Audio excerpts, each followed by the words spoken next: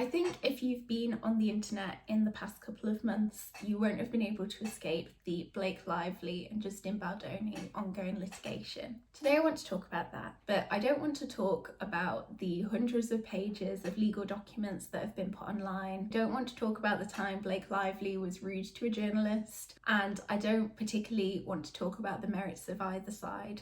And what the likely outcome could be. Instead, I want to talk about trial by social media, or even in this case, sometimes traditional media, and what I think are the dangers about that. I'm a really big believer in the public having access to the law, to understanding legal cases, to understanding what their rights and responsibilities are. But I feel as though this case has generated a huge amount of media attention, a lot of information which could really be harmful and promote misunderstanding of the law. And I thought that this would be a good opportunity to sit down and just go through some of my thoughts about the case. If you're new here, hi, my name is Elle. I did my undergraduate degree in law at the University of Oxford, and then I did a master's degree in law at University College London, and I'm currently in the process of training to become a barrister in England and Wales. So right from the start, I should say that none of these cases are in a jurisdiction that I'm familiar with. The law in America is so different to the law in England and Wales. It differs even between states. And frankly, even if this was within my jurisdiction,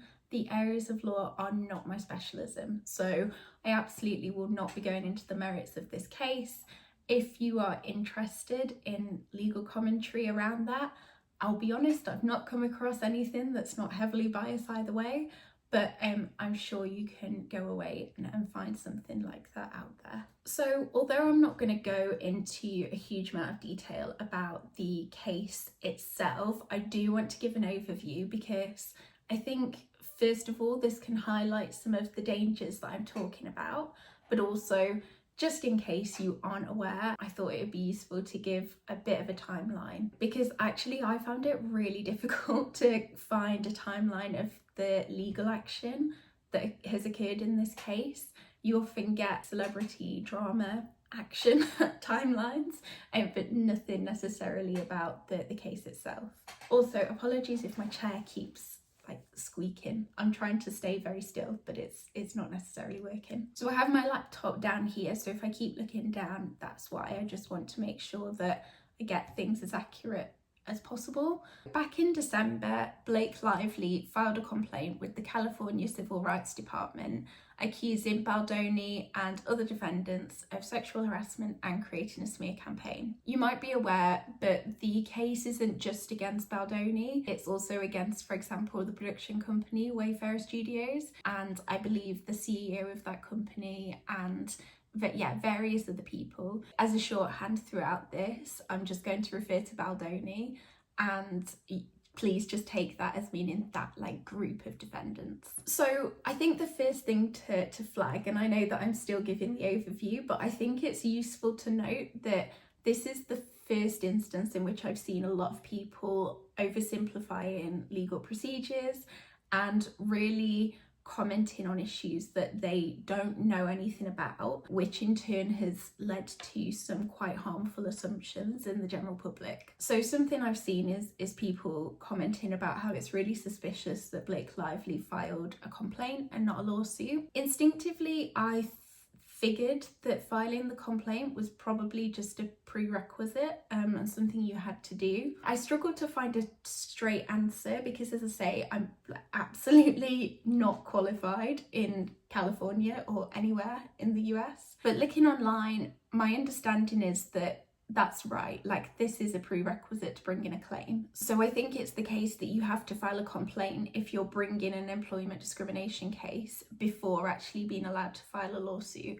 So it doesn't actually seem suspicious. This just seems to be the way that things work and the proper procedure to follow. Very shortly after, I think potentially the next day or even around the same time, the New York Times published a report about an alleged smear campaign against Lively. I'm not going to be discussing the evidence about this. There's loads of information out there. Go and read the New York Times article if you're interested in this alleged smear campaign. But it is the fact that the New York Times published this article is really important. we'll see later. Blake Lively then formally filed a lawsuit against Baldoni for retaliating against her for reporting sexual harassment and workplace safety concerns. Baldoni brought countersuits against the New York Times for libel, so that's for the article that I mentioned earlier, and also against Lively and her husband Ryan Reynolds for civil extortion, defamation and invasion of privacy. Those are kind of the key overarching points, but there were a couple of other things that I just wanted to mention because I found it quite difficult to find out about. In particular, the action that's been brought against Brian Friedman, who is Mr. Baldoni's counsel, is Mr. Baldoni's lawyer. So the case was filed in New York, I believe, and the court has set a trial date for March 2026. Personally, I'd be very surprised if this case ever goes to court. It's actually quite rare that a case goes to court. I'd be very surprised if this wasn't settled, but I might be wrong. In the more immediate future, a pre-trial hearing seems to have been planned for the 3rd of February, which is actually the day I'm filming this, so it might be that more information comes out before this video is uploaded. In that pre-trial hearing, what seems to be the case is that the court may discuss or decide on a request for a protective order that's been filed by Lively and Reynolds. And I wanted to talk about this a little bit because it does definitely link to what I want to talk about later about this trial by social media, but also just because it's actually really hard to find non-biased reporting about this. When I tried to Google this gag order, I only saw videos or articles about how Blake Lively and Ryan Reynolds were trying to silence Baldoni's lawyers, how this was an affront to freedom of speech. And I'm not going to express any particular view on that, but I just thought it'd be useful to actually clear up what this application is about. So I went away and actually read the letter. It's only 3-4 pages long, so I'd encourage you to read it yourself if you're interested, because the reporting around this in particular seems really quite skewed. So back in December, when Lively filed the complaint in California, what seems to be the case is that they also issued the Wayfarer parties, so the defendants, a cease and desist letter demanding that they immediately cease and desist all unlawful conduct towards the Lively Reynolds parties and their affiliates, including their harassing and retaliatory media and online campaign against Miss Lively.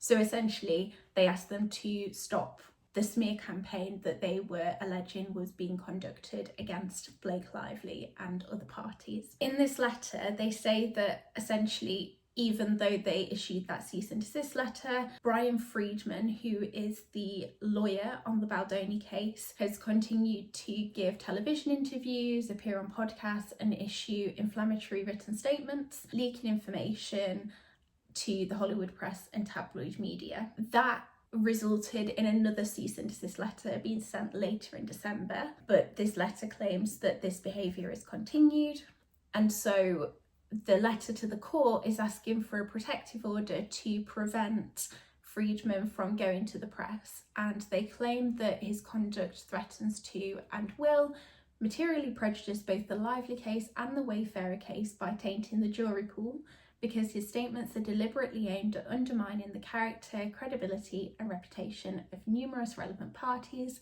and likewise includes information the lawyer knows or reasonably should know is likely to be inadmissible as evidence in a trial. They claim that this conduct is a violation of the New York and California rules of conduct for lawyers. I can't comment on that because I'm not sufficiently familiar with the US system, but personally, the lawyers speaking to tabloid media in what I think you can legitimately say is quite an inflammatory way, whether it's fact or not, to me is quite strange and just not something that you would expect in England and Wales. I haven't sat my ethics exam yet, and I've not studied bar ethics yet, so I can't sort of definitively say what the situation would be in England and Wales, but I would be really quite surprised if the conduct of Friedman was something that would be permissible. Something else that has come out today actually is a website has been created by Baldoni's legal team that includes 2 documents. So one of them is the court filings, and one of the documents is I think it's like nearly 200 pages of what they've labelled a relevant timeline of events. And I've not read the timeline of events, but from what I could see from a quick scroll through, it's mostly screenshots of text messages, and I imagine will generate a lot of commentary about the case. So now I've given like a very, very high level overview of the litigation so far.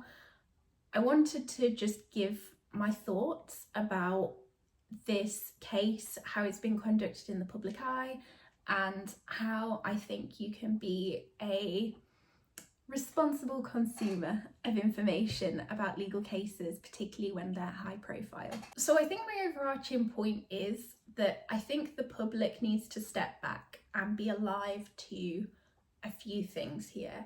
And this isn't the fault of the public. I think that there is a misunderstanding of the legal system, and I think it can be really quite easy from the perspective of people who have particular intentions to sway public opinion because of that lack of understanding of the legal system. But I think people should feel empowered to think critically about the information that they're being given about ongoing litigation, for example. So I think first of all, the point I want to make is that the court, or I think in this case, if the trial does go ahead, it will be a jury trial. The jury will be directed to make a decision based on very particular legal principles. Like, they'll be answering a set of legal questions. As I said, I'm not a New York qualified lawyer, so I really couldn't comment as to exactly what those questions are that they'll be asked to answer. And also there are so many claims that are being made that it will really vary. I would imagine this would be a pretty long trial. But even if I don't know exactly the questions that the jury will be asked to answer, what I do know is that fundamentally most of the stuff that I'm seeing online is completely irrelevant. For example, it's fundamentally irrelevant that Blake Lively was mean to a journalist 5 years ago or whenever it was. In fact, it's fundamentally irrelevant, like, whether Blake Lively is a nice person or not. Like, I'm constantly seeing headlines or videos on YouTube, or I'm not on TikTok, but like I imagine it's the same over there, where you see headlines like Blake Lively is not helping her case, or has been exposed, or has dragged Ryan Reynolds into this mess, which I do find weird on the grounds that they're married. But anyway, I think my favourite one actually was one I saw this morning, which said Justin Baldoni brings receipts, which I think in future, like when I'm in court, rather than presenting evidence, I'm just going to say, Your Honour, I have receipts. But I think you need to be really cautious whenever you see something like this online. Like when you see an old clip of Blake Lively or of Justin Baldoni, or you see any piece of evidence that's been put forward, because the people commenting on it generally don't have any legal knowledge and there's no legal backing to what they're saying. And I think actually this is evidenced by the fact that I know there was a video clip that was leaked by Justin Baldoni's legal team, which was like footage from on set of This Ends With Us, which is the film that both Lively and Baldoni starred in. On one hand, Baldoni's legal team is saying that it completely proves their point, and on the other hand, Lively's team is saying that it completely proves their point. So I think from just that in itself, you can see that this is actually very complicated, and there probably won't be one slam dunk piece of evidence that the court will look at and say, this is it, this case has been decided. I keep going back to it, but like in particular, the thing that's not going to win or lose this case is whether Blake Lively is a nice person or not. Like, the court does not care. I think the second thing is that people need to be alive to the fact that lawyers are paid a lot of money to persuade juries, judges, and seemingly in this case the general public, that their client is the one that's in the right and their client is entitled to damages for whatever the claim is. And they're paid a lot of money because they're very persuasive. And I think it's dangerous to think that you're immune to being persuaded by these very intelligent people. You know, funnily enough, if a legal team leaks information to the press, that'll definitely be deliberate, and they're not going to present unbiased information. They'll present the information that presents their client in the best light. I think an example of this is that, as I was saying earlier, Baldoni has published nearly like 200 pages of evidence on a website that's specifically been created to shed light on this litigation. I haven't read it, but I imagine if you do, you'll get to the end thinking that this is in the bag for Baldoni. But that's because the lawyers wouldn't be doing their job if you didn't. So those are my general thoughts and like lessons that I think the public can take away, and the kind of things that I would caution against when you're looking at either this case or another high profile case. But I think it's easy to look at this and think, well, like, what's the issue? This is a bit of fun.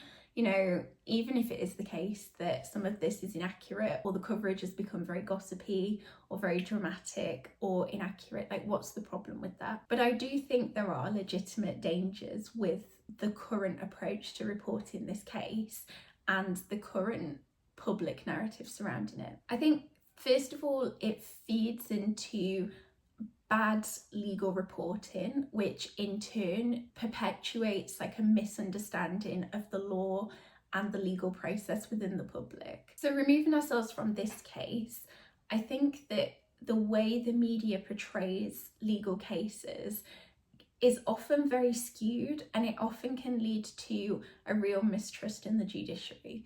Now, I absolutely do not believe that the judicial system or the legal system is completely perfect. That is absolutely not the case.